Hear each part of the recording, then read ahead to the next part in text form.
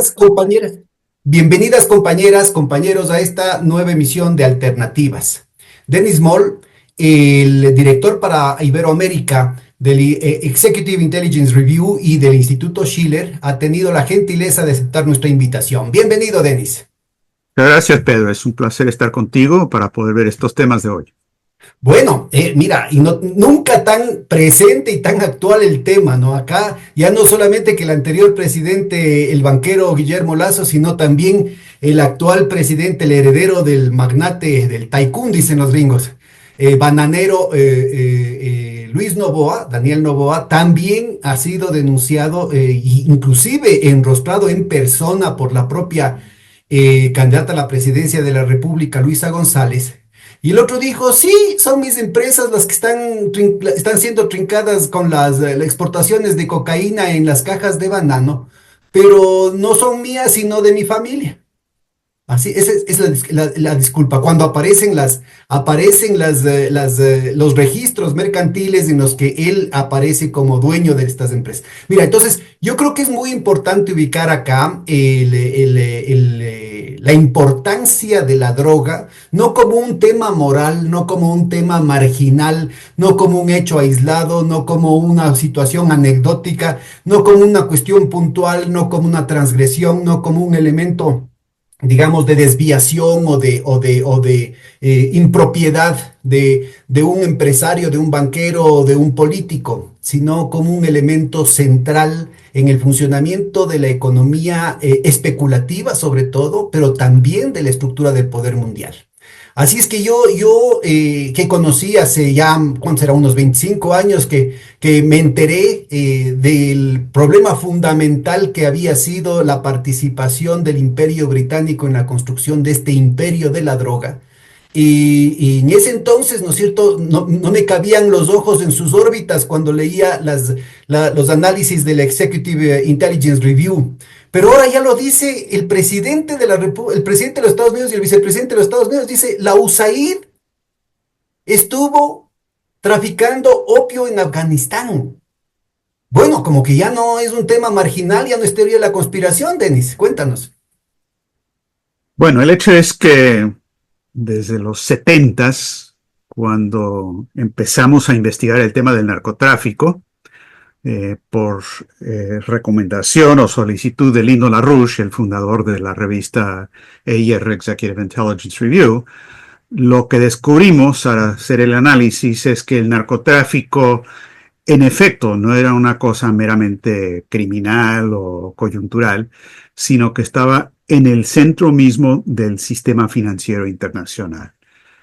La investigación histórica nos remontamos al siglo XIX y a la Guerra del Opio, donde los principales bancos londinenses y otros, pero principalmente los londinenses, a nombre de la Compañía de las Indias Orientales Británica, el British East India Company, llevaron adelante una guerra literal para imponer el opio en China. Y resulta que al investigar eso, las mismas instituciones financieras, algunas de las cuales siguen existiendo hoy día en Londres, eran las que estaban detrás del asunto. Seguimos las conexiones financieras en particular y llegamos a descubrir y documentar algo que en ese momento era insólito, pero que ahora 50 años más tarde o 45 años más tarde, como bien dices, es pan de todos los días. Si uno ve el lado financiero de las drogas, si vemos que hay un problema del lado de los países productores, hay un problema del lado de los países consumidores, todo eso es muy real y hay estragos terribles. Pero el control del narcotráfico está en los grandes bancos internacionales centrados en Londres, en la City, con sucursales en Wall Street, que son los que también manejan todo el sistema financiero internacional y la burbuja especulativa hoy en día, que es de 2.000 billones de dólares de deuda. Cuando tú y yo empezábamos a hablar de estas cuestiones, esa burbuja no tenía ese tamaño, pero siendo un cáncer, pues ha crecido como cáncer. 2.000 billones es un 2 seguido de 15 ceros. Es una burbuja impagable y el narcotráfico está en el centro de cómo se logra mantener a flote esa burbuja especulativa. Resulta que el narcotráfico no es simplemente el tráfico de drogas que podrían estar realizando diferentes países, diferentes grupos, diferentes criminales. En varios países hay gente política involucrada. Pero este es un negocio. Nosotros le pusimos Dope Inc., Narcotráfico S.A., porque funciona como un solo cártel financiero de las drogas controlado a nivel internacional. Y he ahí el meollo del asunto, tanto de la descripción del problema como también de la solución, porque si uno no reconoce que esa es la manera en que esto funciona, pues uno nunca llega a la solución. Ahora, todo esto nos podemos remontar al siglo XIX y lo que fue la guerra del opio, podemos ir al periodo de los 70s y 80s cuando ese aparato financiero empezó a entrar y tomar control del sistema financiero de Wall Street. Nosotros lo empezamos a investigar por eso, porque el banco Hong Kong y Shanghai Banking Corporation, ahora se le conoce con las siglas HSBC, quizás porque no quieren que la gente conozca los antecedentes. Hong Kong and Shanghai Banking Corporation. Cuando Hong Kong era colonia británica, Hong Kong era el centro de narcotráfico internacional, especialmente del tráfico de opio, heroína, y el Hongshan, como también se conoció, era conocido como el banco central del narcotráfico internacional. Luego, cuando Hong Kong regresa a control de los chinos, la HBC se muda a Londres, regresa con la madre y sigue funcionando hasta la fecha de esa manera. Es un banco importantísimo. Pero empezamos a investigar eso nosotros en la revista IR cuando el banco Hongshan buscó tomar control de un banco estadounidense que era el banco Marine Midland en los 70s. Y no nos gustó lo que estaba pasando. Parecía que alguien estaba entrando para tomar control del sistema bancario norteamericano. Lo investigamos y de ahí empezamos a ver todo lo que estaba pasando. Y resulta que descubrimos este aparato conocido como Narcotráfico S.A. Déjame subrayo el tema que me parece que sobre todo a los compañeros, a las compañeras investigadoras, académicos que están metidos o que nos están oyendo, les puede resultar algo relativamente familiar. Es decir, yo había leído, por ejemplo, de las guerras del opio, pero no le daba la trascendencia que ha tenido y que tiene en el estructurar el poder actual, el poder económico y el poder político. En estos modestos espacios hemos hecho una convocatoria muy plural a investigadores e investigadoras de distintas tendencias, de distintas fuentes, de distintas formaciones, de distintas geografías, de distintos idiomas. Y todos terminan coincidiendo en lo que vos estás haciendo, más o menos. Es decir, es increíble cómo aquellas personas que empiezan a ir un poquito más allá de la superficie, rápidamente encuentran un canal directo del problema de la droga, no a una situación para las películas de Hollywood, sino directamente a la estructura del poder, directamente al corazón del sistema financiero mundial. Sí. Y me parece que es crucial ubicar que esto no es que ha existido siempre, porque dicen, pero es que las drogas han existido siempre, ¿no? Y justo el elemento que le da el salto cualitativo es la masividad del mercado de la droga a partir de las guerras del opio. Esto creo que es fundamental, porque es un elemento constitutivo del siglo XX, ¿no? Es decir, esto de aquí que empieza en el siglo XX, en el siglo XIX, está presente ahorita en el siglo XXI, pero es absolutamente imprescindible para entender lo que fue el siglo XX. Yo creo que es importante ubicar, la guerra del opio está en los libros de texto, pero lo ponen casi como una nota al pie de página. Así como en el caso de México había la guerra de los pasteles, así como la decadencia de la dinastía de los Austrias había la rebelión de los gatos, entonces aparecía como una cuestión medio anecdótica, ¿no? Pero resulta ser que un tercio de la población china era adicta al opio al momento de la revolución comunista, de la revolución china. Entonces yo creo que es muy importante ubicar que esto no solamente es negocio, sino que también es un instrumento de control político Sí, absolutamente. fundamental. Sí, sí, absolutamente. El propósito es controlar tanto a los consumidores como a los países productores, a los dos, pero el ápice de todo esto, el control viene de arriba de esta misma banca internacional. Ahora, se remonta a la guerra del opio del siglo XIX, sin embargo, se expande dramáticamente en el siglo XX cuando ocurre los inicios del desplome financiero que ocurre después de agosto de 1971, cuando Nixon hace la separación del dólar del patrón oro o patrón reserva oro, y empieza a haber un periodo de especulación increíble a nivel internacional, precisamente porque lo que ocurre en ese momento es que se acaba con el sistema de los tipos de cambio fijos, se abren los tipos de cambios flotantes, empieza el mercado de los derivados financieros y tenemos una burbuja especulativa fuera de control. Estos bancos insolventes en quiebra utilizan el dinero del narcotráfico que ellos promueven con el propósito de apuntalar esa burbuja.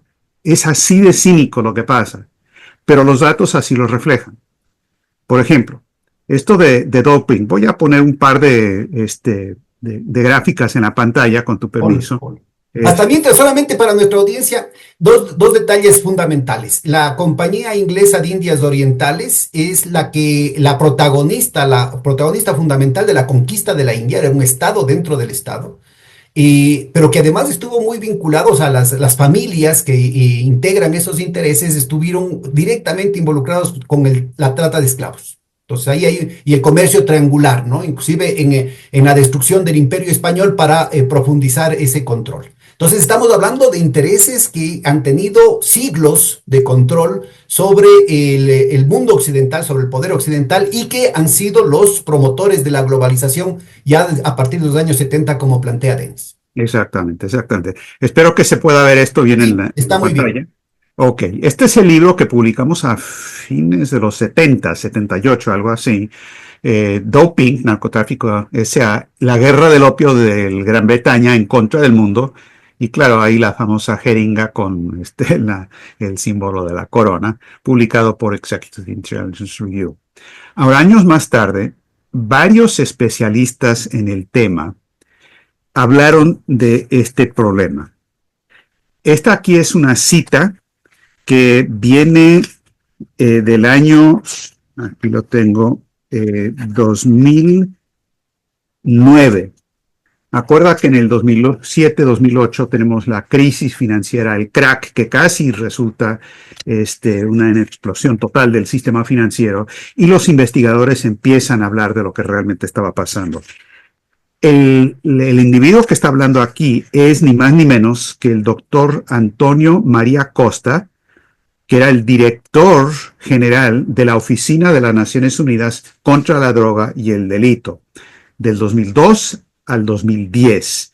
Y esto lo dice en el 2009, es decir, él todavía estaba en funciones, lo dice en una entrevista al diario Perfil de Austria, hablando del problema que se estaba viendo en Les ese momento. completo, por si acaso, este no es un funcionario cualquiera, pertenece a una de los linajes aristocráticos de Italia, ¿no?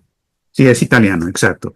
Dice lo siguiente: la penetración del dinero criminal en el sector financiero ha sido tan generalizada que probablemente sería más correcto decir que no era la mafia la que intentaba penetrar en el sistema bancario, sino que era el sector bancario el que buscaba activamente capital, incluido el dinero criminal, no solo como depósitos, sino también como adquisiciones de acciones y, en algunos casos, como presencia en los consejos administrativos. Y luego termina diciendo, bueno, en esta cita termina diciendo: parece que los créditos interbancarios se han financiado con dinero procedente del tráfico de drogas y otras actividades ilegales. Naturalmente es difícil probarlo, pero hay indicios de que varios bancos fueron rescatados por este medio. No se me ocurre ningún banco en el mundo que no haya sido penetrado por dinero de la mafia. Ahora, Y pasa a decir que todo esto fue una de las maneras más importantes para los rescates bancarios que ocurrieron en ese periodo de 2008-2000. Déjame subrayo. Él es director general de la Oficina de las Naciones Unidas contra la Droga y el Delito, que incluye, es decir, que los documentos que hace, los reportes anuales que tiene esta oficina, llevan la firma de la CIA, de la DEA, del FBI, de la Interpol, de la Europol, de todos los organismos, hasta lo que ahora, ¿cuál será el nombre de ahora de la KGB? ¿No? FSB creo que se llama. Entonces, yo creo que es importante ubicar que esto no es un funcionario suelto que se fue de lengua, sino que estamos hablando de alguien que está basada en la información de todas las redes, de todas las oficinas oficiales de las grandes potencias, pero también de países pequeños como el Ecuador. Y con la autoridad que viene de ser el director de esta oficina de la ONU encargada del tema de las drogas. Entonces, en efecto, no es un donadie, no es una cualquier persona. Ahora, hablando... Déjame que yo soy la cábala tira al monte, ¿no? Como economista. Aquí se plantea un problema estructural, ¿no? O sea, dice, esto no es un pecadito. Esto de aquí es una necesidad endógena del sistema financiero. Y es Sí. justamente lo que cabe hacer referencia. Por eso era importante la referencia a la Compañía Británica de Indias Orientales y al tráfico de esclavos. Porque de no haber sido por los esclavos, el imperio británico se hubiese desplomado, la libra esterlina y el patrón oro jamás hubiesen podido sostenerse por el tremendo déficit comercial que tenían, sobre todo con China. Sí. Esto no se resuelve, y con China en primer lugar y en segundo lugar, porque la revolución industrial, basada en la industria del textil, solo fue posible por la explotación del sur de los Estados Unidos con mano de obra esclava. El algodón barato después del triunfo del norte en la guerra de secesión, ¿no es cierto?, solo pudo ser parcialmente cubierto con la esclavización de Egipto sobre la base de la deuda externa. Y eso no duró mucho tiempo y Inglaterra dejó de ser potencia mundial nomás, pues. Entonces yo creo que es muy importante ubicar que tanto Esto- la trata de esclavos como el tema de la introducción de la droga son necesidades económicas estructurales, no es la maldad de un fulanito, de otro sutanito, es como dice el Vaticano, ¿no? Es el pecado estructural. Aquí lo que estamos hablando es de una necesidad estructural de este tipo de imperio que requiere la explotación para poder subsistir. Es bueno que menciones la esclavitud, porque la esclavitud del drogadicto no es muy diferente a la esclavitud de los negros, por ejemplo, en el sur de Estados Unidos o los de Egipto y los demás. Es otro tipo de esclavitud, en cierto sentido hasta peor, porque es la esclavitud de la mente humana. Pero esta parte sistémica, no coyuntural, sino sistémica, es fundamental. Eh, Paso a otra cita que esta viene de Víctor Ivanov. Tú hablabas ahorita de todas las organizaciones oficiales que forman parte de la evaluación y el análisis que se publica en la ONU. Este es Víctor Ivanov, director del Servicio Federal de Control de Drogas de Rusia, del 2008 al 2016, o sea, 8 años en este mismo periodo, uno de los funcionarios más importantes, más capacitados en esta área. Y Ivanov fue una persona con muchos pantalones, por así decirlo, porque se atrevió a decir los que otros no querían decir. Esto está a la vista. Todo esto está visible, pero la gente no lo quiere ver o no lo quiere presentar, porque si analiza este aspecto financiero, se está metiendo con los big boys, con los grandes de Wall Street, y eso sí les causa preocupación y se entiende. Pero esto es lo que dijo Costa. Estamos hablando aquí del 2011, en este mismo periodo decisivo del 2008 al 2011-12, ahorita vamos al 2012, quiero enfatizar este periodo histórico para la versión moderna de la guerra del opio. Eh, Víctor Ivanov dice lo siguiente. Dice, los análisis han demostrado que se interceptan alrededor del 10 al 15% de las drogas físicas, mientras que el porcentaje de dinero de la droga confiscado es inferior al 0.5%. Esto significa que la totalidad de los ingresos procedentes de la economía mundial de la droga entra libremente en circulación y pasa a formar parte de los flujos monetarios mundiales, aprovechando las capacidades del sistema financiero legal. Y luego cita al mismo Antonio Acosta, Ivanov. Dice, Antonio Costa afirma que durante la crisis mundial del 2008-2009, unos 352 mil millones de narcodólares ingresaron en los principales bancos mundiales para evitar una escasez crítica de liquidez. Ojo, que entraron 352 mil millones de dólares para... Son 3,5 veces el Producto Interno Bruto del Ecuador. Yo creo que la cifra es baja. Yo creo Sí. los cálculos que hemos hecho nosotros, bueno, estamos hablando aquí del 2008, 2009. Ahorita voy a las estadísticas Pero hay un nuestras. estudio, mira, hay un estudio de la Comisión Europea en ese entonces, en 1992, cuando fue la quiebra del Banco de Inglaterra, del Banco de Italia, del Banco de Suecia, en el que mencionaban, ahí hablaban de 800.000 millones de dólares del tema de la droga. Ahorita vamos a la manera en que nosotros hacemos ese cálculo, pero tomemos la palabra aquí de Ivanov y de Costa. 352 mil millones de dólares entraron, pero el análisis es lo interesante aquí. Ingresaron en los principales bancos mundiales para evitar una escasez crítica de liquidez. O sea, sin eso hubieran quebrado. Dijo, este dinero se utilizó para préstamos interbancarios. El sistema financiero existente no puede seguir existiendo sin inyecciones de dinero sucio. Exactamente lo que comentabas hace un momento. El sistema no puede existir sin inyecciones de dinero sucio. Para Ahora, nuestra audiencia, simplemente, déjale un ratito anterior, para nuestra audiencia, ahí está muy bien, está muy bien. Para nuestra audiencia, ¿por qué esta afirmación? Mire, el sistema bancario es una pirámide invertida, ¿no es cierto? En el que la puntita en la que se sostiene, en la que hace equilibrio, es la liquidez, y determinado tipo de liquidez, sobre todo la que es contante y sonante. La gran mayoría de las transacciones son meros asientos contables que ahora ni siquiera están escritos en algún libro, sino que están flotando como bytes en las computadoras. Es decir, cuando la Coca-Cola le compra, no sé, pues a alguna otra empresa, no es que llevan un barco lleno de billetes, pues, sino que se hace una transacción meramente contable.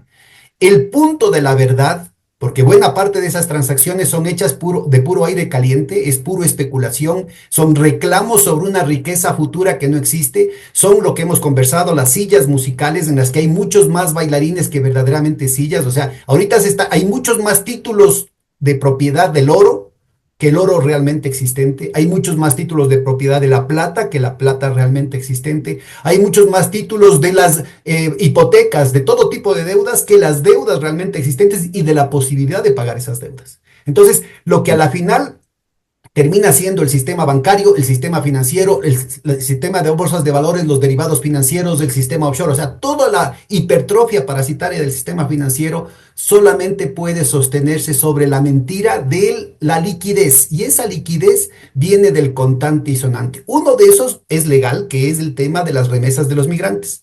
Porque el migrante, ¿no es cierto? El ecuatoriano que está en los Estados Unidos, del sueldo que tiene, saca 200 dolaritos y va y deposita en el banco. Y el banco utiliza, pesetea, ¿no es cierto? De 200 dólares en 200 dólares, tiene la suficiente liquidez para atender el momento de realidad que le permite tener esa pirámide invertida en equilibrio. El momento en que más gentes, el momento en que más bailarines quieran sentarse en las sillas, esos son los momentos como en el 2008, esos son los momentos como los que vimos en 2019, esos son los momentos que se están viendo ahorita, por ejemplo, el Banco de Inglaterra con unas operaciones de reporto brutales. Por eso es que es indispensable, porque los bancos centrales tampoco se abastecen, y la liquidez que se inyecta desde estos circuitos de criminales, que es tráfico de drogas, tráfico de armas, tráfico de órganos, tráfico de personas, y corrupción, ¿no es cierto? Todo lo que tiene que ver con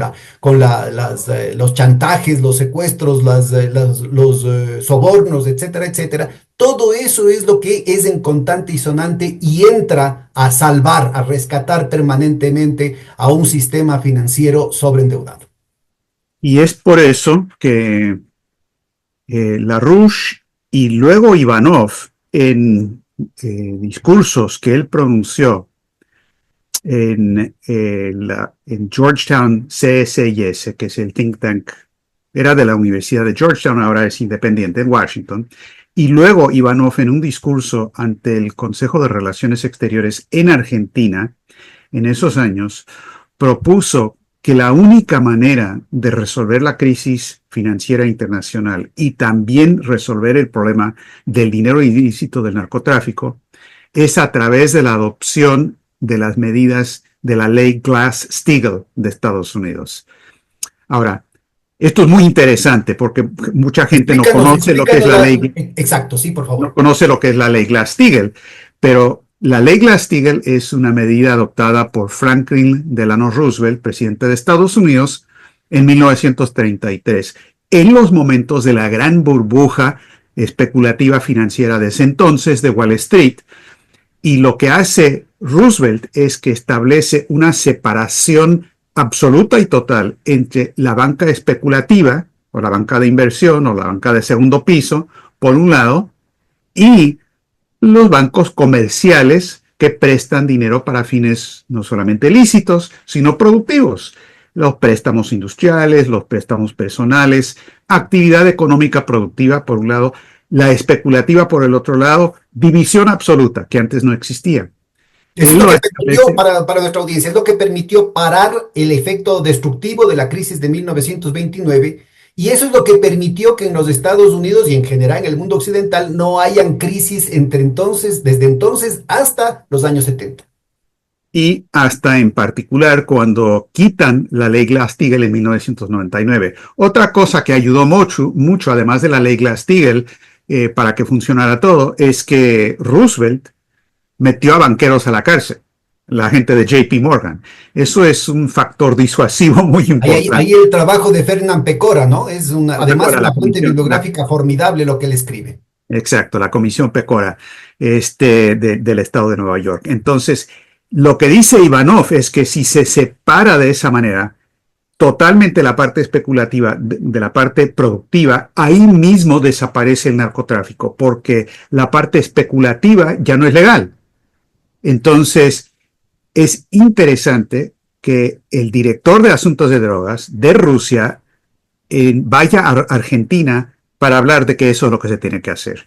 Ahora, el tamaño del narcotráfico, esta gráfica que tenemos aquí en la pantalla, son los cálculos que hicimos hasta el 2019. Me perdonas, pero la última vez que tuve tiempo para hacer un estudio detallado fue en el 2021 con estadísticas del 2019.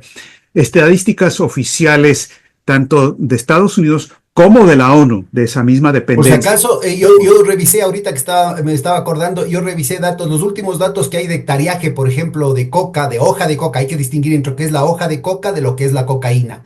Se necesita 1 tonelada de hoja de coca para producir 1 gramo de cocaína. Pero la última vez que me fijé en la producción de coca en Colombia, el hectareaje de coca en Colombia, había más que duplicado del 2019, 220.000 hectáreas a 450.000 en el 2022. Ahorita vamos a una gráfica que muestra exactamente eso.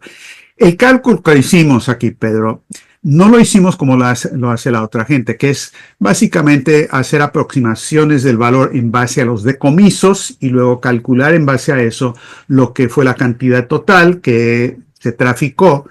El porcentaje normal que se usa en Estados Unidos es 10%. Si tienes 10% de decomisos, multiplica por 10 y ahí tienes la cantidad de dinero. Bueno, es una aproximación, pero lo hicimos nosotros de una manera muy diferente. Tomamos la parte física, es decir, la cantidad de producción física total a nivel mundial. Tomamos el precio en la calle del gramo o de la tonelada del producto final e hicimos la multiplicación. Estas son las ventas posibles de la producción total física real. ¿Por qué lo hicimos así? Porque la otra manera hace un cálculo estimado muy bajo, porque no te está revelando lo que realmente pasa. Mucho se esconde. Y esto te da una idea mucho más exacta, especialmente si tomas una serie de datos a través de los tiempos. Puedes ver aquí, por ejemplo, en el 2000, esa medición daba una cantidad total de 547 mil millones de dólares de posibles ventas de la producción total mundial de marihuana, opiáceos, cocaína y drogas sintéticas. Incluye el fentanilo, ¿no? Incluye el fentanilo, que no se vuelve tan importante sino hasta más tarde. Lo que se ve en el hecho de esta parte, la última parte que, bueno, en el 2007 esto ya estaba en el 818 mil millones. Para el 2019 el cálculo que hicimos es de más de 1.500.000 millones de dólares. Y así, a ojo, a primera vista, ¿cuál podría ser la estimación para el 2025, Denis? Con esta Fácilmente metodología. 2.000 billones. Perdón, 2 billones. Fácilmente O dos. sea, en español es 2 millones de millones, billones, ¿no? Para no, porque aquí A la ver, gente se confunde con el trillón gringo. bueno, hay 1.000 millones, que son 1.000 millones aquí, y 1 billón es trillion en inglés. Aquí estamos hablando de 1.500.000 millones. Sí. Estoy hablando entonces de 2 billones de Bueno, en dólares. parte del problema es que siendo un tema tan delicado, en el que supuestamente se ha destinado durante tantas décadas tantos recursos, medios militares, medios policíacos de todo tipo, no hay una estadística oficial seria sobre esto, ¿no? No, Me no, parece se una tiene que hacer vergüenza. de esta manera y aún así uno nunca sabe lo que No realmente se es. sabe, no se Pero sabe. si hace, como sabes perfectamente, ¿no? Como por tus estudios económicos, si uno toma un valor absoluto, uno no sabe necesariamente si es verdad. Pero si uno toma una serie a través del tiempo usando la misma metodología, por lo menos te da una idea de la tendencia, o sea, el proceso, la dinámica de lo que está ocurriendo. Y se ve aquí lo que está ocurriendo. La cantidad total casi se duplica del 2007 al 2019. Ahora, si lo vemos, esto la cocaína, perdón que esta gráfica está en inglés, no me dio tiempo para traducirla Ok, al ok, español. sigue nomás. Pero lo que decías, ¿verdad? Aquí puedes ver la parte en verde es Colombia. Puedes ver la manera en que la parte colombiana crece dramáticamente, especialmente empezando Pero por ahí. fíjate, es mucho más fuerte aquí en este periodo. Aquí hay una pequeña meseta en el 2018, que es el dato que yo vi, y de ahí hay una trepada por más allá del marco del gráfico, Sí, porque exacto. se Sí, duplica. sí, sí. Aquí están en Exacto. Y esto es toneladas, en pero yo la 2019. información que vi es en hectariaje, ¿no? De 220.000 a 450.000. Nuestra audiencia puede buscar en internet la información más reciente. Y lo que pasa es que el hectariaje hoy en día está produciendo cantidades mayores de hoja de coca por los avances tecnológicos o técnicos en la producción y por lo tanto nos da este resultado. Es realmente escalofriante cómo ocurre eso. A ver, voy a Por si acaso, adelantarme espérate, un una segundito, gráfica. regrésate por favor a la de la cocaína. Yo creo que es muy importante ubicar esto, ¿no? Aquí, este periodo, la brecha, lo que tiene que medirse para el caso colombiano, por ejemplo, en el año 2000, es esta brecha brutal, ¿no? Lo que está en verde. Y Ujú. como ustedes ven, en los años 90, el Plan Colombia se hace a mediados de los años 90. La guerra contra la droga, el conflicto interno, la intervención de los Estados Unidos, las bases militares de los Estados Unidos para luchar contra la droga están en este momentito, o sea, cuando la franja verde es la más estrecha. Y vean cómo se ha ampliado a pesar de la supuesta guerra contra la droga, ¿no? Ahora, lo puedes ver mejor en esta gráfica que da una indicación del aumento de la producción de drogas. Estamos hablando aquí principalmente de cocaína. En el caso del Perú, del 2000 al 2010 y al 2019 va aumentando de esta manera. En el caso de Bolivia, aumenta también. En el caso de Colombia, hay una reducción del 2000 al 2010 y luego del 2010 al 2019, mira lo que pasa. Y el caso de México, bueno, México se vuelve ya un factor fundamental en todo esto. El problema, yo diría, tú y yo lo hemos hablado, el problema de la guerra a las drogas, en mi opinión, es que nunca se ha librado una verdadera guerra a las drogas. Porque una verdadera guerra a las drogas empieza con un ataque a Wall Street y a la City de Londres. Si no te metes con los bancos que lavan el dinero, no se puede hacer nada fundamental para cambiar esto. Se puede hacer un poquito del lado del productor, un poquito del lado del consumidor. Pero si Wall Street y Londres se salen con la suya, no hay guerra a las drogas, no Para, van. para nuestra audiencia, cuando es por taquigrafía que dice Dennis Wall Street o la City de Londres, porque en realidad es todo el sistema angloamericano que incluye todas las offshore, que incluye todas las islas, estas guaridas fiscales que originalmente fueron parte del Imperio Británico, que ahora son parte del Commonwealth, pero también otras, ¿no? Es decir, por ejemplo, Delaware, estado en los Estados Unidos, Miami, son centros fundamentales, son centros, verdaderas guaridas fiscales que necesitan la protección de la desregulación financiera a la que hacía referencia Denis con el tema de la ley que le obligaron a Clinton en 1999 con el golpe de estado de la señorita Mónica Lewinsky. A nuestra audiencia más joven sería bueno que vayan y se enteren de cómo fueron esas técnicas de golpe de estado. Sí, las de siempre, ¿no? Estas técnicas se remontan a las operaciones venecianas de hace siglos atrás. Pero bien, esto lo de la cocaína, rápidamente nada más para seguir, para que la gente se vaya dando cuenta de cómo funciona este aparato internacional y cómo se controla. Este es el caso del opio. Para la gente que dice que no se puede de ninguna manera acabar con la producción del opio o la heroína, esta caída del año 2000 fue cuando el Talibán entró al poder en Afganistán. Ojo que el Talibán no son santos de mi devoción, pero lo que sí hicieron es que acabaron con la producción de opio en su país, en Aquí Afganistán. déjame que haga un par de notas al pie de página. La primera, ¿no? Es que los ingleses en el sí, como parte de la guerra del opio, introdujeron el cultivo del opio en toda la zona india, pero también en lo que sería ahora Pakistán, Bangladesh y parte de Afganistán. Fue la independencia de Afganistán en los años 20, o sea, hace un siglo, inclusive con un rey progresista, un rey nacionalista, digamos, que empezó a cortar esa relación con el Imperio Británico y después con los gobiernos progresistas, inclusive bajo la influencia de la Unión Soviética, se tienen estos niveles que ustedes pueden ver al principio en los años 80, ¿no? Es no el Talibán, sino uno de los socios de Talibán, que era la Liga Norte, los Pashtun sobre todo. Hay una etnia que tiene una vinculación muy estrecha, o sea que una parte de la etnia está en Pakistán y otra parte de la etnia está en Afganistán, la que fue reclutada por los servicios de inteligencia británicos con el tema del cultivo del opio. Y por eso ven ustedes, en la época de la guerra de Afganistán soviética, en la retirada de los soviéticos permite que haya este disparado de la producción de opio en Afganistán.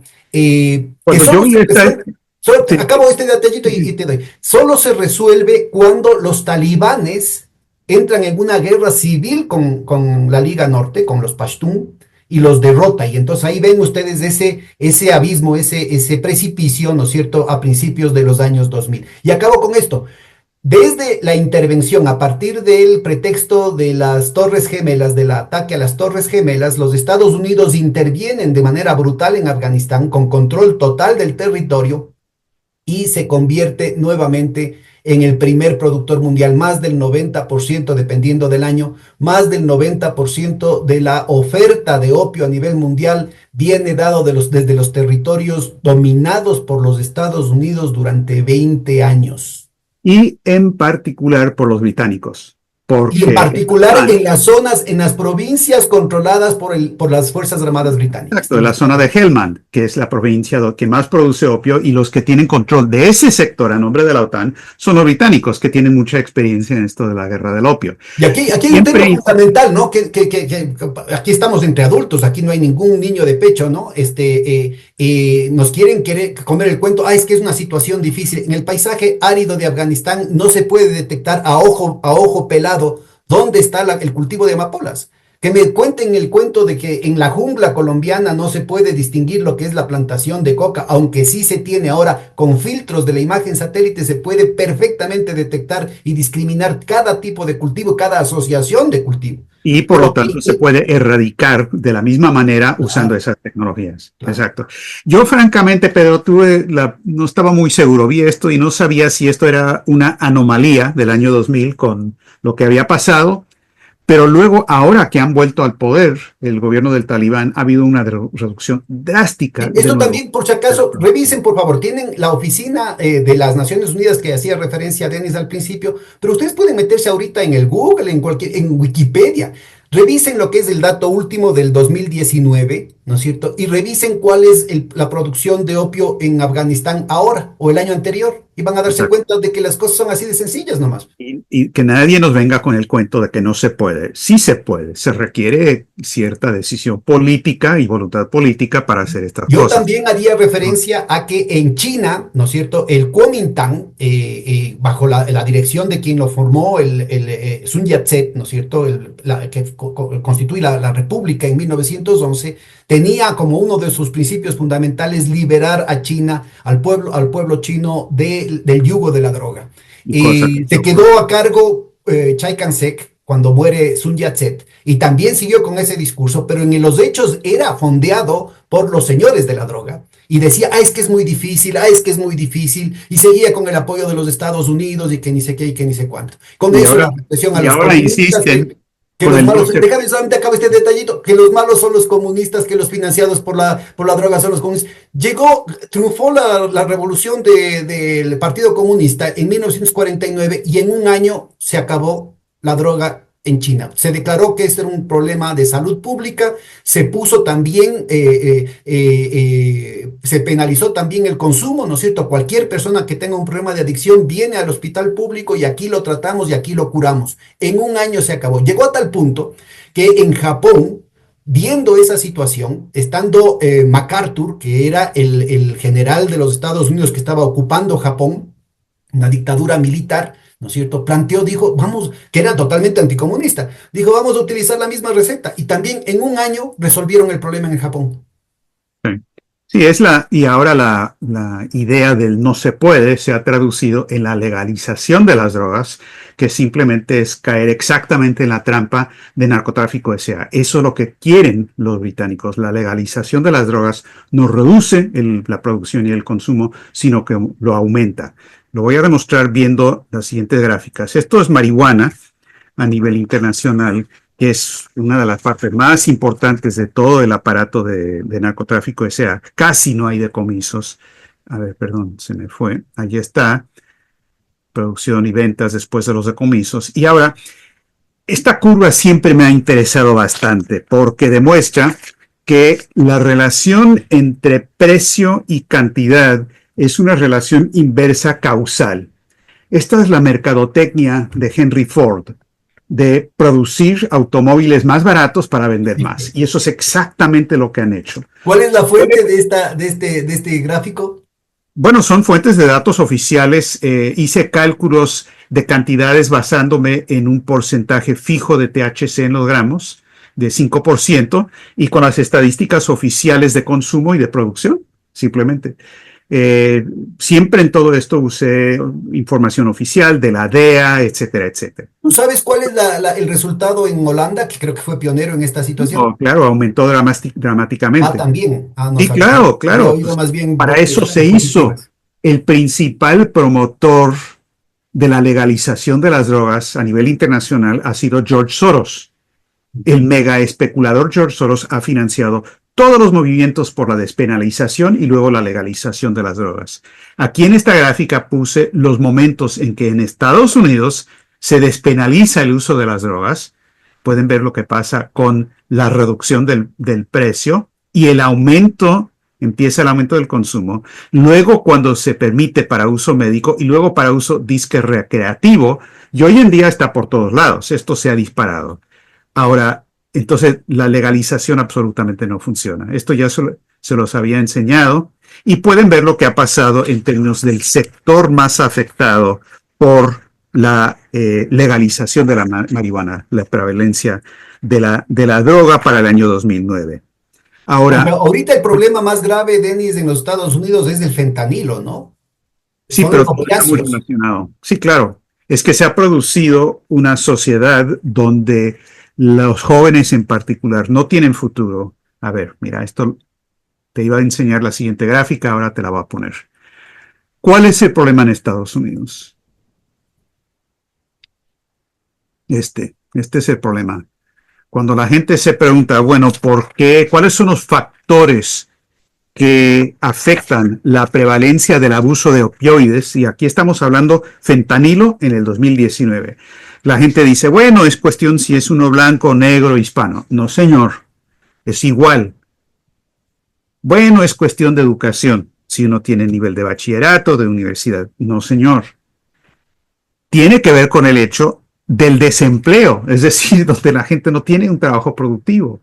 Están desempleados, no tienen futuro. Es un problema más vital, ¿no? Es más espiritual, inclusive, la Exacto. Y frustración de entonces la gente esto con... es lo que ha pasado Y en Estados déjame, Unidos. solamente menciono el hecho de que no son, a propósito, puedes poner nuevo ese gráfico porque en Claro, el caso del fentanilo, las estadísticas recientes más graves son las de la reducción de la esperanza de vida, que no son entre los grupos más pobres, no son entre los hispanos y los negros, sino entre los WASP, o sea, blancos, anglosajones anglosajones y protestantes. protestantes, Sí. ¿no? Que se reduce año tras año, los últimos 10 años se ha reducido la esperanza de vida y en gran parte está relacionado con el consumo de las drogas.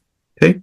Y eso tiene mucho que ver. Esto del desempleo está directamente conectado a lo que acabas de decir, porque es en ese sector que está totalmente en desesperación. No hay trabajo, hay desempleo.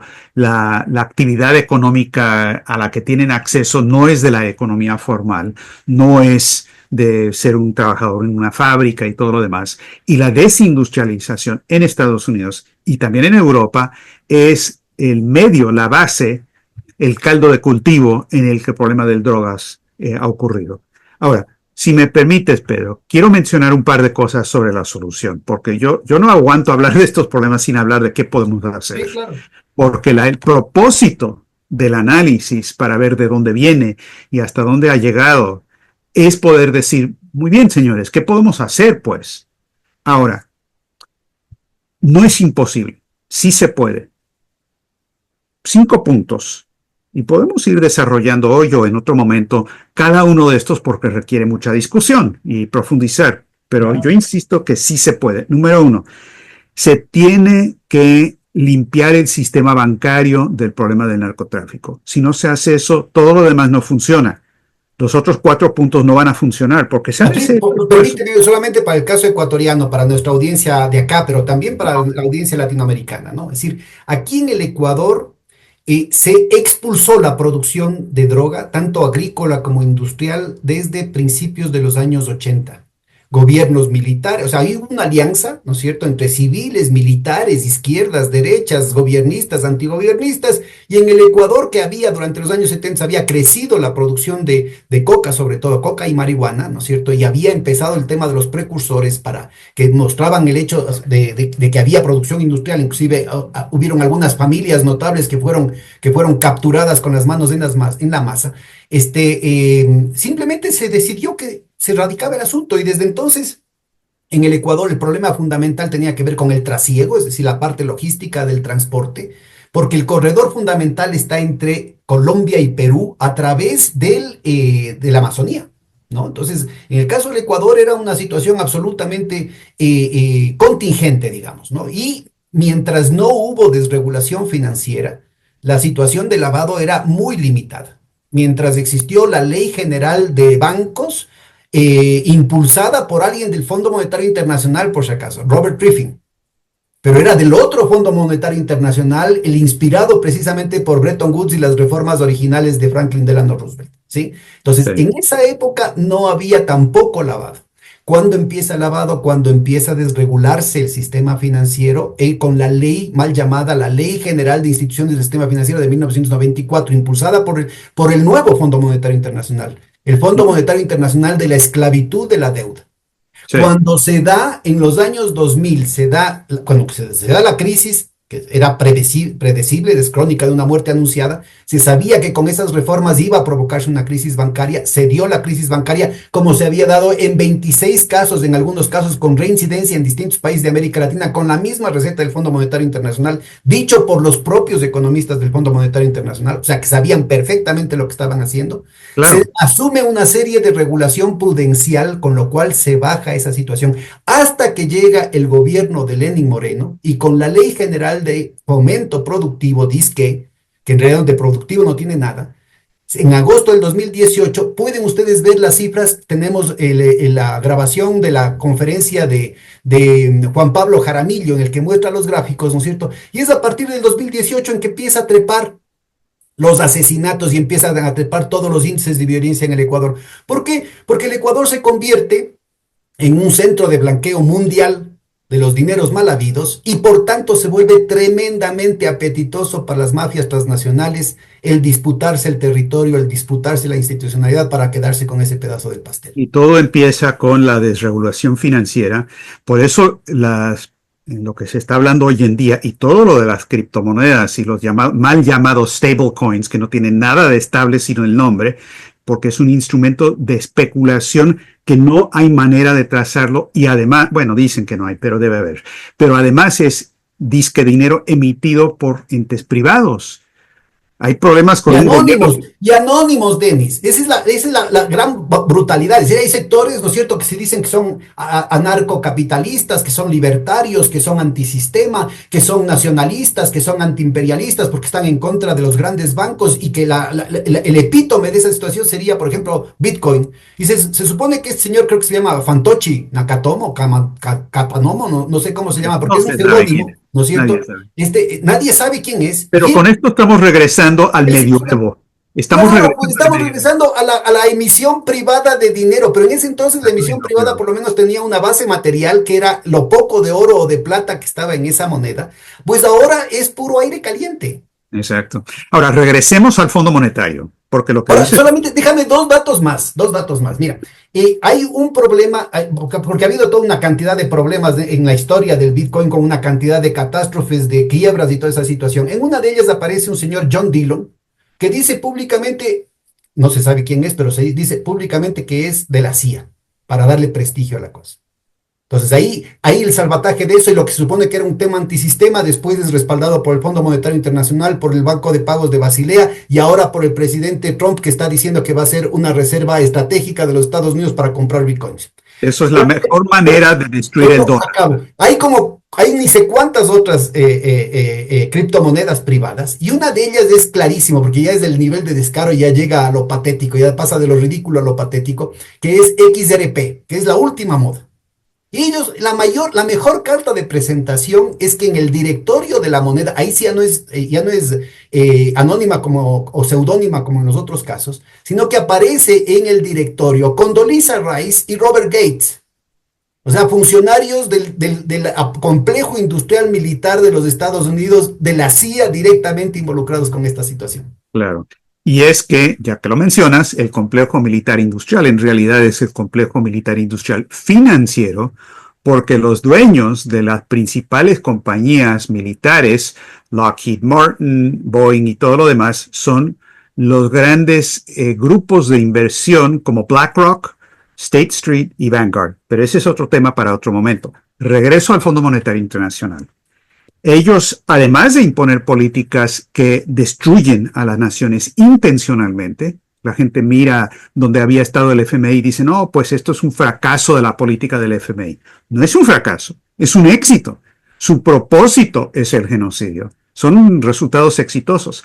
Pero el FMI luego también llega a los países y les dice, incluyan en los cálculos del Producto Interno Bruto la producción ilícita de drogas.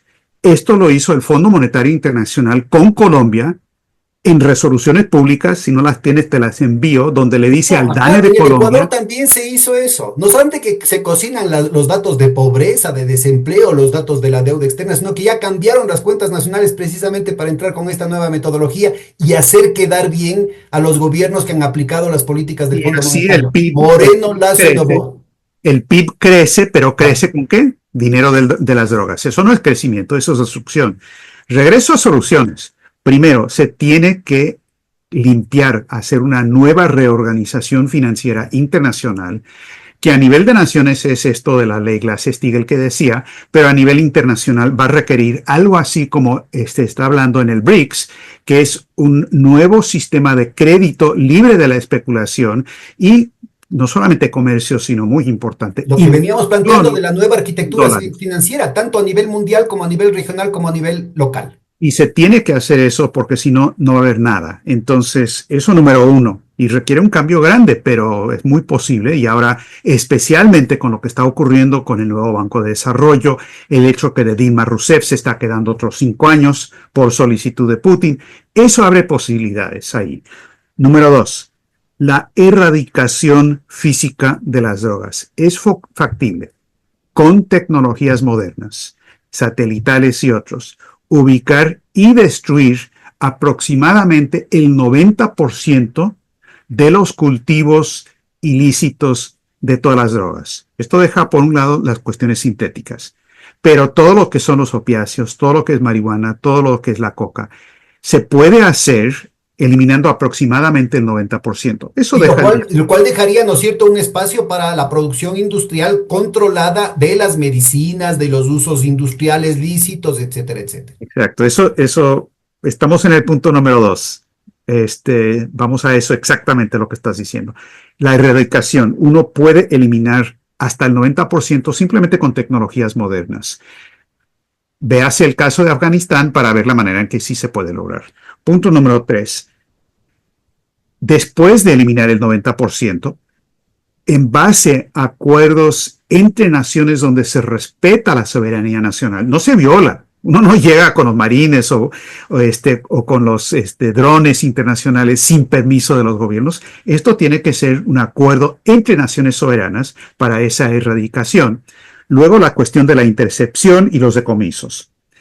Ahí también hay tecnologías modernas, especialmente las relacionadas a las imágenes de magnetorresonancia, lo que se usa en medicina. Bueno, acá durante 8 años se ha dado todo tipo de pretextos para no poner los escáneres en aduanas, para no poner los escáneres en los puertos. Se destruyó casualmente un radar que había para este tipo de control en la época de Correa y hasta ahora con el pretexto de que se puede hacer hasta con una laptop. Lo cierto es que ni con laptop, ni con radar, ni con Bueno, imagen, en el caso de México y Estados Unidos hay millones de containers que pasan la frontera. O sea, el tráfico principal de drogas de México a Estados Unidos no es a través de gente indocumentada que nada y cruza el río, no es así.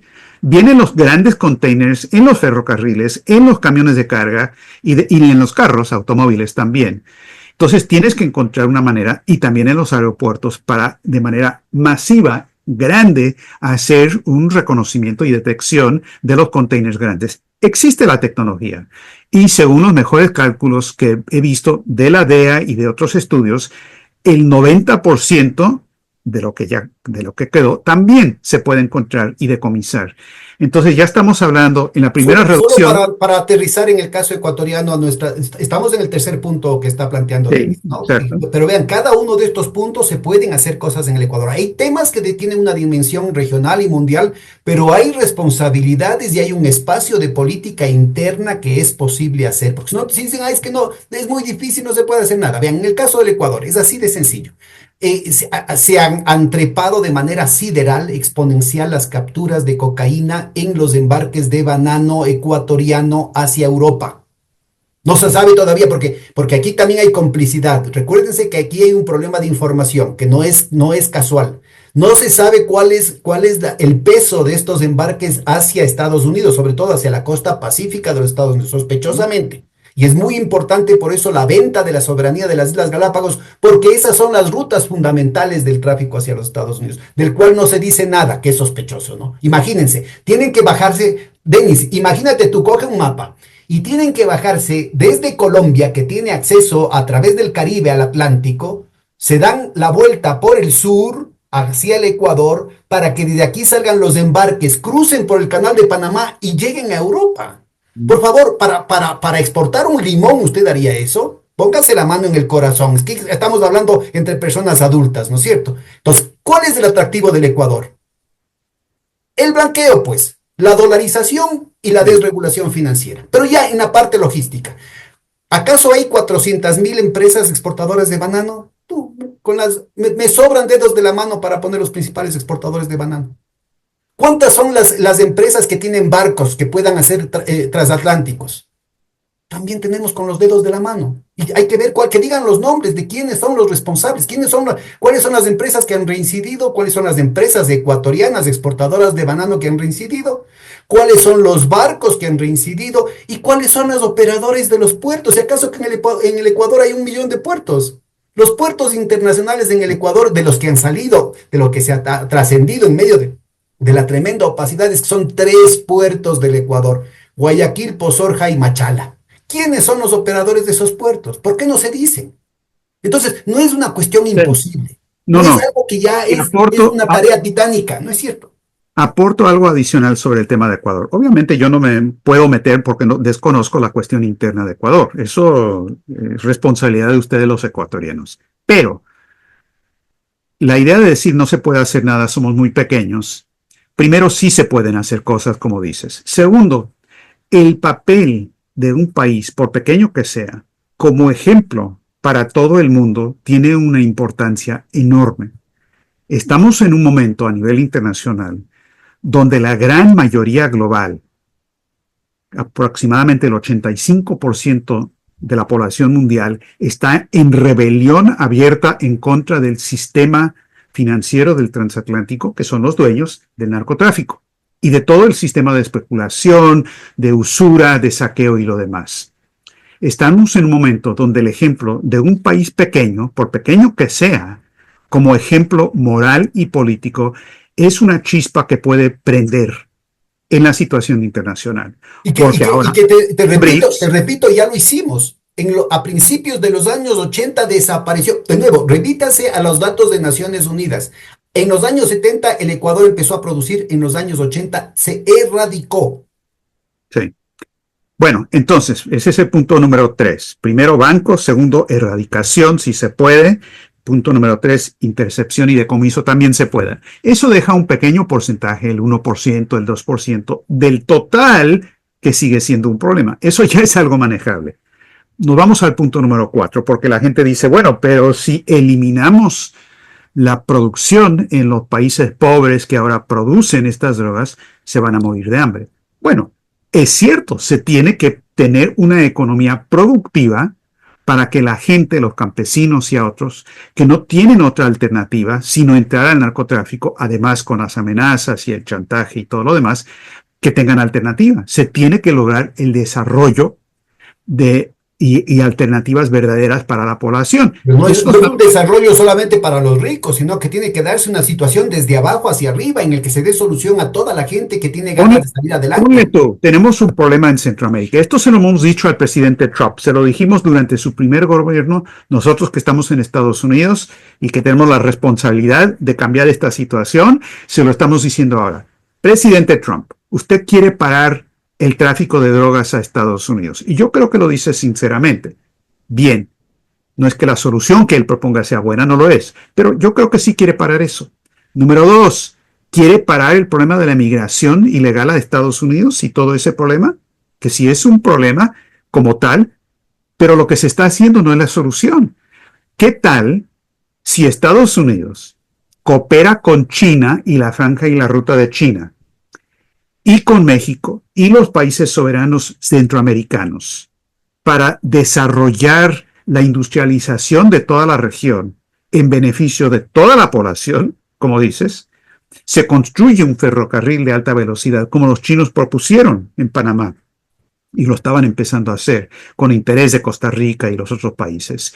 Y en México, si se logra, se lo dijimos a López Obrador, si se logra este tipo de desarrollo, eso resuelve varios problemas a la vez. Primero, le da una alternativa a la población de Centroamérica y México que ahora están metidos en el narcotráfico porque no tienen otra manera de vivir. O sea, simplemente no pueden. Pero no es solamente México y Centroamérica, en el Claro, Ecuador, la claro. presencia del Fondo Monetario Internacional, pero también directa del embajador de los Estados Unidos que ha estado No, sí, claro, pero lo interviniendo doy como permanentemente en ejemplo. la política del Ecuador, Lo, directamente ha desindustrializado y ha destruido tejido productivo. Lo doy como ejemplo de el concepto político que obviamente se puede aplicar a otros lados, pero en este caso ayuda a resolver el problema de la emigración, el problema del narcotráfico y también es muy útil proponerle a Estados Unidos que debería estar cooperando con China y no declarándole la guerra a China y para poder cooperar en un mundo de la iniciativa y la franja y la ruta. Es otro tema, pero en Estados Unidos tenemos el legado de Franklin Roosevelt, tenemos el legado de Lincoln, el legado de Kennedy. La guerra, esto no puede ser un pretexto para bombardear México, para bombardear y destruir la soberanía de nuestros países, como lo están haciendo con el caso del Ecuador. No Esa puede es, ser un pretexto para declarar la guerra a los migrantes que van hasta con guaguas, pues. claro, esta es la mejor manera de fortalecer el narcotráfico, es esta violación de la soberanía nacional. Lo único que vas a lograr es que vas a fortalecer a los narcotraficantes y los intereses políticos vinculados a los narcotraficantes, que si se hace ese ataque que viola la soberanía, se pueden envolver en la bandera del nacionalismo o el narconacionalismo para decir, no, nos vamos a defender de los Como gringos ya pasó en produciendo México y se narcotráfico. ha visto en el escándalo de García Luna, ¿no? Por favor, revisen esto. Es el zar, el protegido de los Estados Unidos, el protegido de la DEA, el protegido de la embajada norteamericana, el protegido de los gobiernos tanto del PAN como del PRI. Y resulta ser que ha sido directamente involucrado no solamente con el tráfico, no solamente con el negocio, sino con las matanzas directas, haciéndose a favor de un cártel para favorecer, para destruir al otro. Hacían las capturas, hacían las masacres, digamos, inclusive de gente vinculada a las bandas delincuenciales, pero era solamente para fortalecer a aquellos con los que estaba asociado. Entonces yo creo que es muy importante este punto que está planteando Denis, porque algo similar se está denunciando aquí en el Ecuador. El hecho de que por razones electorales va a aparecer, ¿no es cierto?, una determinada captura para vincularle de manera falsa a determinada candidatura, ¿no es cierto?, y al mismo tiempo atacar a aquellos que son la competencia de ese mismo cártel. Entonces, mira, estamos en un juego de humos y espejos del cual es imposible salir si es que no hay un baño de verdad. Por eso me parece que es fundamental el haber puesto esta jerarquía. El el corazón del negocio está en el sistema financiero angloamericano, con socios locales, porque además esto es fundamental ubicar. Se quiere echar lodo con ventilador y resulta ser que las operaciones, cuando hablábamos de las capturas de droga en Europa, por ejemplo, lo fundamental del asunto es el pago. O sea, no tiene ningún sentido que se mande la droga si después no te pagan, ¿no es cierto? O sea, el negocio está el rato del pago y el pago no se hace en un barco o en un avión, sino que se hace a través del sistema financiero. Y se Exacto. requiere Hay un que seguir. banco en el Ecuador que esté con esas relaciones internacionales, que tenga sucursales offshore, que tenga sus operaciones en guaridas fiscales y que pueda dar el tipo de servicios con los montos gigantescos de recursos que estamos hablando. Acuérdense, por favor, que de acuerdo a normativa internacional y a normativa interna aquí en otras partes, además exigidas por Naciones Unidas, además por el GAFI y todas esas cosas, se requiere para una transacción de $5,000, una transacción de $10,000, hay que dar, pero hasta la fecha de bautismo de la tatarabuelita. Pero para estos montos de miles de millones de dólares, además repetidos, ahorita las capturas en Europa son semanales, Denis. Y nadie se hace responsable. No hay ningún banco que diga, vea, aquí nosotros estamos controlando para que no se hagan estos tráficos ilícitos. Por eso el secreto de entender y combatir el narcotráfico es seguir la pista del dinero. ¿Dónde va el dinero? ¿Cómo se mueve? ¿Quiénes son los responsables? Y si uno hace eso, se encuentra con un poder internacional muy grande, pero también muy vulnerable. El caso del HSBC. O sea, hubo audiencias en el Senado de Estados Unidos con el senador Carl Levin en el 2012, julio del 2012. Perdón un ratito. Se supone que el HSBC, el Hong Kong and Shanghai Banking Corporation o Hongshak, ¿no es cierto? Tuvo una epifanía en los años 20 y dijo, oh, he estado pecando, he estado haciendo cosas malas. Y dijo, ahora sí me voy a reformar. Pero resulta ser que le trincaron con las manos en la masa, ¿no es cierto?, en lavado de dinero con casas de cambio en México con respecto a los Estados Unidos, mandando la plata, lavando la plata para los Estados Unidos. Con valor de 17 mil millones de dólares que demostraron, era mucho más, pero lo demostrado en frente de una audiencia del Senado, 17 mil millones de dólares, documentado en el informe final que rinde Carl Levin. ¿Qué le hicieron a HBC?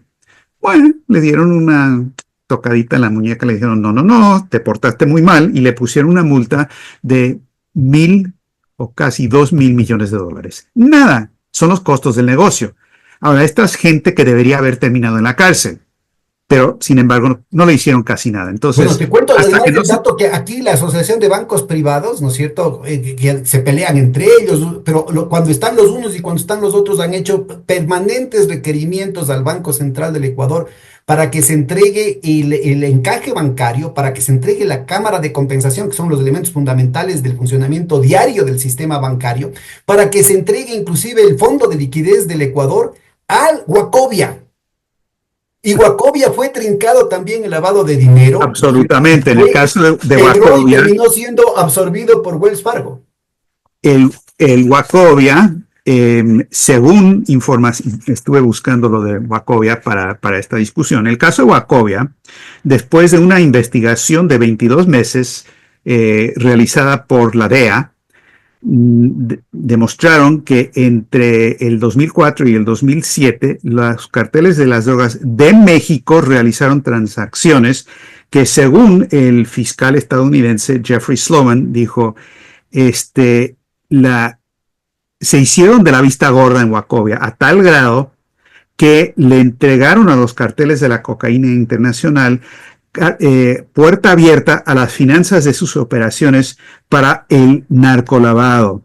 Y documentan que en un caso fue el movimiento de 22 toneladas de cocaína y en otro caso 10 toneladas de cocaína. Entonces, cuando se descubre lo que pasa, es un Wachovia, es un HBC, claramente se puede demostrar lo que es. Quinto punto, bancos número 1. 2, erradicación física. 3, intercepción y decomiso. 4, resolver los problemas de economía física como alternativa a las drogas en los países que ahora producen. Número 5, hacer lo mismo en los países consumidores. Es decir, tiene que haber desarrollo económico y tiene que haber propósito económico y moral para la población. Los Pero jóvenes de Estados Unidos. con todo respeto, Denis, te falta un punto que me parece que es crucial, A que es ver, toda la logística de vuelta con las armas, pues. sí, O sí, sea, sí. hay una logística física de la exportación de la droga y de la importación de la droga. Eso está cubierto. Hay una logística fundamental de todo el tema financiero. Eso está cubierto. Pero no pudiese imperar el crimen organizado si no hubiese una provisión de armas. El Ecuador no produce armas. No, Entonces, tienes razón, tienes aquí, razón. esto de aquí, y tanto el presidente López Obrador como la presidenta Sheinbaum han sido enfáticos y han mostrado claramente, ¿no es cierto?, que las empresas legales con nombres y apellidos, con domicilio específico, hacen producciones a la medida, de acuerdo a la estética kitsch, de la estética absolutamente deleznable, ¿no es cierto?, de los capos de la droga mexicanos. Y en el caso del Ecuador tuvimos un encuentro reciente con Ricardo Soberón en el que hablábamos justamente de la ruta ilegal de contrabando de drogas y oro ilegales por armas con el Perú. Entonces yo Sí. creo que viene de los Estados Unidos, ¿ah? Viene de los Estados Unidos a través del Perú. Absolutamente. El tema de las armas, bueno, es que hay varios aspectos de todo esto, sin lugar a dudas. Es eso también el tráfico de diamantes, el tráfico ilegal de oro, el tráfico de blancas, o sea, la Claro. esclavitud internacional, todo está relacionado. Es un solo aparato. ¿Quiénes mueven, por ejemplo, los migrantes indocumentados de África hacia Europa? Son las guerras que producen eso y la destrucción de la economía por parte del Fondo Monetario. Y luego hay la gente que trafica en seres humanos, que son las mismas rutas de tráfico de drogas. Así es Esta que hay misma mucho. semana para nuestra audiencia y tuvimos un encuentro con Theo Ronken que ha investigado mucho el papel de los nazis y sobre todo Klaus Barbie en establecer y articular la red internacional de bandas paramilitares de extrema derecha con el tráfico de drogas y el tráfico de armas. Y en el tráfico de armas no estamos hablando de compras, nuevamente, no es un tema de compras menores, porque también se incluye las compras que son ilegales de países como por ejemplo Israel cuando estaba sancionada, ¿no? Por ejemplo, o Sudáfrica del apartheid, que es más o menos el mismo régimen que ahora tiene Israel con el genocidio brutal en contra de los palestinos. Entonces, es importantísimo ubicar esta situación porque nuevamente es el complejo industrial militar financiero el que está detrás de todo Una esto, de las, acabando la una de las situación. Déjame, fuentes solamente muy... acabo un detallito, porque vos dijiste hace un momentito, le mencionaste al senador Carl Levin. Elizabeth Warren, que también es una senadora demócrata, ha sido muy, muy valiente en denunciar esta situación. Denis Kucinich también, que ya creo que salió del Partido Demócrata, lo ha hecho. Tulsi Gabbard también lo ha hecho, que ahora está colaborando con el gobierno de Trump. Pero es importante ubicar que en el canal, para nuestra audiencia, CSPAN, no sé si vos tengas también alguna otra recomendación, ya empiezan a haber audiencias en las que senadores republicanos, como el senador Scott Perry, que están denunciando la relación de todo esto con USAID y Ujú. la vinculación, el financiamiento del Estado Islámico, que supuestamente son enemigos de los Estados Unidos. Los Estados Unidos supuestamente, Estados Unidos, Israel supuestamente les han declarado la guerra, pero resulta ser que tienen financiamiento directo y en algunos casos se tomaron la foto con este senador republicano que fue candidato presidencial, que se murió, ¿cómo se llamaba? Que perdió con Obama. Eh, Ah, sí, sí, sí, el manco. Sí, sí. Bueno, lo cierto es que hay, no solamente con el Estado Islámico, incluyendo el actual, entre comillas, presidente progresista de los cortacabezas de Siria, ¿no es cierto?, que también está el en el mismo juego, HTS, sí, al-Nusra, que son los que le mataron al embajador de los Estados Unidos en Libia, en la Libia ya, entre comillas, liberada después de la atrocidad que cometieron con Gaddafi, Al-Qaeda, pero también Boko Haram. Y aquí es fundamental ubicar, ¿no es cierto?, que no solamente lo que está denunciando Trump le está echando en la cara a Zelensky públicamente de los 350.000 millones de dólares que no aparecen, sino que también la Unión Europea entregó en especie armamento al gobierno de Ucrania, que fue detectado en un ataque reciente de una de las sucursales de estos cortacabezas supuestamente islámicos en contra del gobierno de Mali, con las armas que la Unión Europea había entregado a Ucrania. Bueno, mira, yo creo que ahí se ve clarito la conexión de todas estas cloacas, ¿no? La cuestión del tráfico de armas proveniente de Estados Unidos a los carteles, una de las fuentes muy útiles para esto, precisamente porque viene desde Estados Unidos, es el general Barry McCaffrey, que fue el zar antidrogas de Estados Unidos hace como 20 años. Y él, pues, un militar honesto, simplemente denunció: no podemos en Estados Unidos aceptar que sigamos exportando armas de uso militar. No son pistolas de la esquina. Armas militares a Estados Unidos se exportan masivamente a México a cambio de las drogas. Y el hecho de que lo haya denunciado McCaffrey es muy interesante porque, pues, él tiene cierta autoridad en todo este asunto. Sobre la cuestión, bueno, regreso al tema de lo que hay que hacer en los países consumidores. Esto es una epidemia.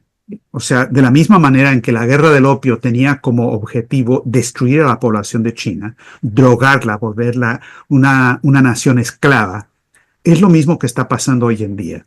Bueno, está Tenemos una... documentado en la comisión de John Kerry mismo en los años 70. Se denunció que la CIA había drogado a la gente de Oakland, sobre todo a la población afroamericana de Oakland, que había podido desarrollar, digamos, una cierta influencia el partido de los Panteras Negras, ¿no? Entonces, junto con los asesinatos de los dirigentes de los Panteras Negras, lo que hicieron con esa población, la que tenían desayunos escolares, tenían trabajo de barrio, trabajo de cultura, trabajo de rehabilitación de gente drogadicta, pues justamente en Oakland está totalmente documentado el hecho de que fue directamente la CIA la que introdujo además el crack. Y ahora tenemos un problema social, económico enorme, con los jóvenes en particular, pero de toda la población, de que no tienen propósito en su vida, no hay una dirección.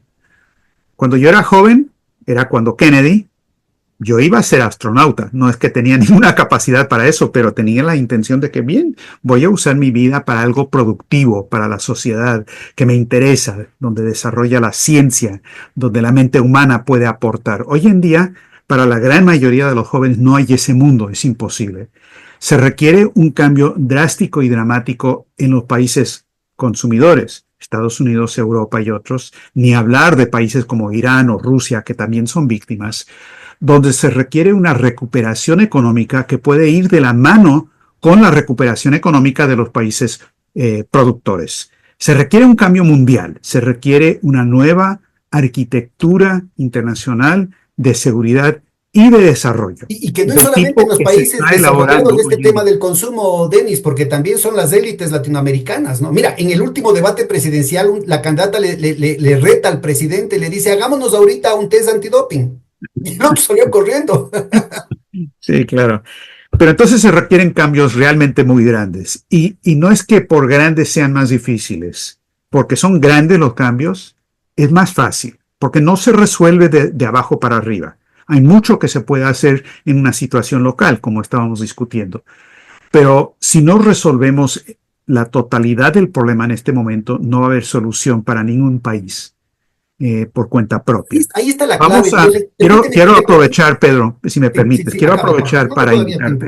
invitarte a ti, invitar a todos los que están escuchando esto, a una conferencia internacional presencial y también por internet, por Zoom, que el Instituto Schiller va a realizar el 24 y 25 de mayo, es en las cercanías de Nueva York, la ciudad de Nueva York, para abordar este tema grande de cómo lograr ese tipo de cambio de paradigma, de una nueva arquitectura de economía, de seguridad y todo lo demás. Y van a participar en eso gente de gran importancia a nivel internacional, de Rusia, de China.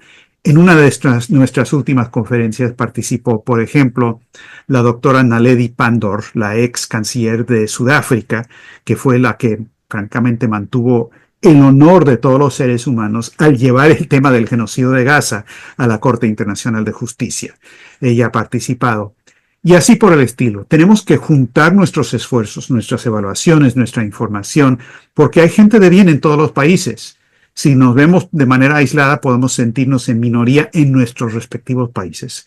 Pero si juntos, a través de discusiones como esta y cooperación para buscar soluciones, existe la capacidad y el poder político necesario para cambiar esto a fondo. Tenemos el momento más dramático del desplome del sistema que hemos visto en 50 años, pero también el momento de las mayores oportunidades, porque tenemos una China que se está desarrollando y está ofreciendo la idea de la franja y la ruta, y tenemos un país que se llama Rusia, que ha dicho hasta aquí nada más. Y se está defendiendo, y eso está creando las condiciones donde los otros países que están diciendo ahora ya se acabó la era del colonialismo. Ahora sí es posible hacer esto. Y creo que tenemos ese tipo de momento. Sé muy bien, porque lo hemos hablado desde hace décadas, Pedro, que hay gente en Ecuador que tiene esa misma idea, que quiere lograr esos cambios, que han tenido una pelea, han tenido altibajos, pero tenemos un momento donde la cooperación internacional puede crear las circunstancias donde podemos derrotar de una vez por todas a este monstruo del narcotráfico internacional y del sistema financiero internacional en la City de Londres, en Wall Street, y que, como bien dices, tiene tentáculos por todo el mundo. Entonces, mientras más grave sea el problema, tal y como lo estamos analizando, yo tengo un gran optimismo de que esto se puede lograr cambiar, y este es un momento absolutamente oportuno para Yo, eso. yo justo quería que concluyamos la sesión con este pedido y este llamado que haces y sobre todo esta cuestión de optimismo, pero sí toca dar un pasito atrás y conversar quiénes son los que se oponen a una propuesta tan sensata como la que estás siendo portavoz vos ahorita, pero también que otros compañeros desde distintas posiciones, con otras alternativas, con otras visiones del mundo,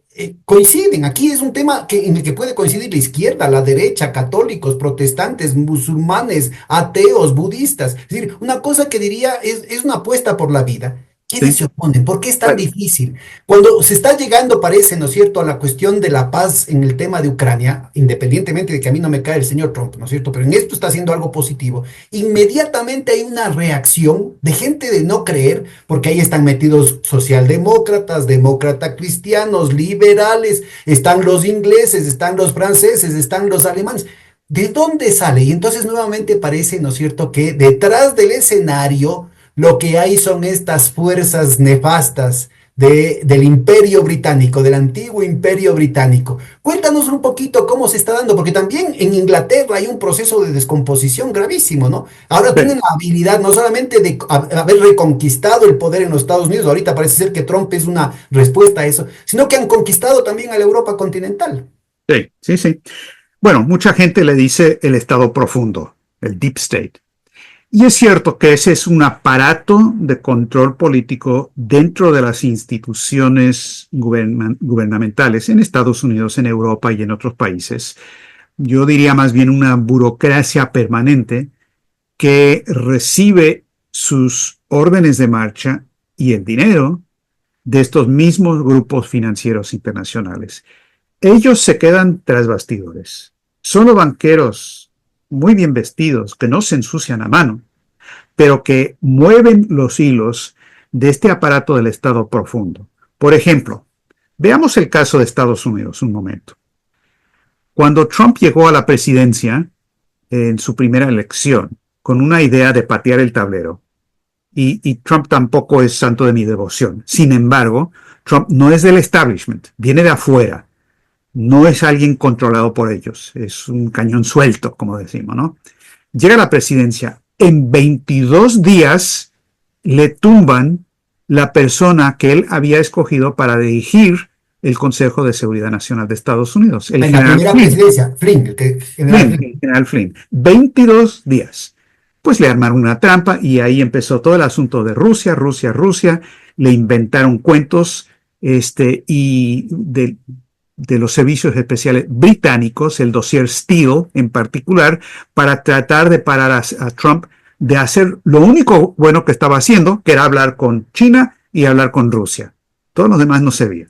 Pero eso sí, y eso era muy positivo. Entonces le tumbaron todo eso, casi lo sacan del juego por completo. Fueron los británicos, el Deep State controlado de Londres, que hacía esto. ¿Qué tenemos hoy?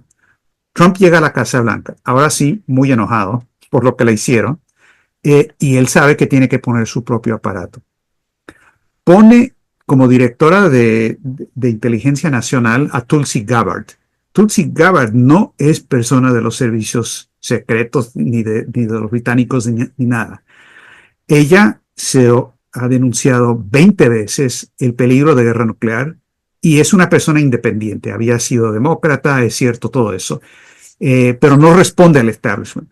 Pone en el FBI a Kash Patel. Kash Patel lo que dijo, voy a hacer una limpia total del FBI y del aparato de justicia aquí que ha usado el sistema criminal de Estados Unidos y de justicia para poner en la cárcel a la gente que se le opone. Perdón, eso lo siento en carne propia. Yo estuve en la cárcel junto con Lyndon LaRouche porque el FBI y el Departamento de Justicia bajo George Bush decidieron que tenían que sacar a Lyndon LaRouche del juego y nos metieron a la cárcel. Nos acusaron de cosas que eran una mentira total y lo sabían perfectamente bien. Ahora, Kash Patel es una persona un medio extraña, pero él va a hacer esa limpia y pone a gente suya como Radcliffe en la CIA y demás. Bueno, no fueron 22 días, fueron 2 meses y una semana después. ¿Y qué pasa? Ocurre esta cosa de Signal, el Signal Gate, donde una persona infiltrada aparece, metió a esta persona de la revista Atlantic. No es un periodista cualquiera. Este Goldberg es ex militar de las Fuerzas de Defensa de Israel. Es gente de Israel, es decir... Y nuevamente aparece la vinculación orgánica de la City de Londres con Israel, ¿no? Sí, exacto, y los británicos, a través de los británicos. Entonces arman todo este asunto. Alguien cometió una babosada de primera, sin lugar a dudas, pero el hecho es que ahora están usando esto para, de nuevo, decapitar a Trump. ¿De qué manera? Tratando de tenderle una trampa para que él acepte lo que los neoconservadores le están diciendo, que es, Trump, métete en contra de los hutíes en Yemen, ya tienes una política a gusto de los británicos y demás en Palestina, de genocidio en Gaza, y lanza una guerra en contra de Irán. Ese es el gran juego en este momento, Pedro. Si no cabe duda de que la única posibilidad de que salgamos de este pantano real, ¿no es cierto?, es la organización de todas las conciencias decentes del mundo. Yo creo que iniciativas como la que estabas mencionando son una de las acciones para seguir adelante, pero obviamente no es suficiente. Aquí es crucial el que se involucren las universidades, se involucren los intelectuales, los movimientos sociales y hayan compromisos también de las expresiones políticas para poner un mínimo de convergencia en torno a puntos como los que has mencionado, ¿no es cierto?, de elemental sensatez. Y entender que hay un interés común, verdadero, del interés nacional de cada una de las naciones de los países del sur y también de la mayoría global como China y Rusia y también de países como Estados Unidos. Yo soy norteamericano, pero Estados Unidos no es Wall Street. Estados Unidos es Washington, es Lincoln, el Lincoln que se relacionó con Juárez, es Roosevelt, el que defendió a Cárdenas en contra de los británicos cuando Martin nacionalizó Luther el King, ¿no es petróleo. cierto? ¿Perdón? Y es Martin Luther King.